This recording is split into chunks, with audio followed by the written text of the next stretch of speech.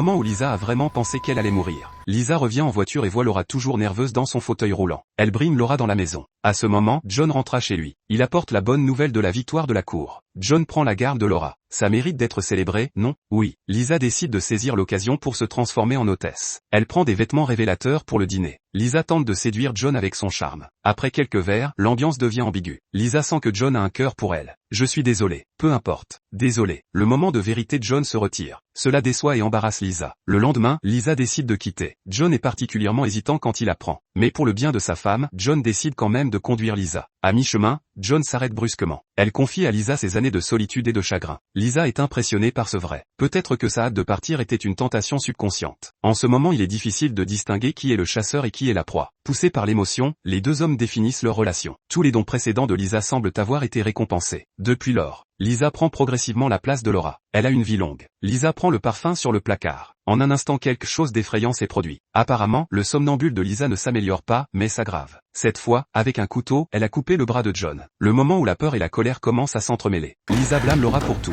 Elle décide que Laura est derrière le dos. Furieuse, Lisa court dans la chambre de Laura.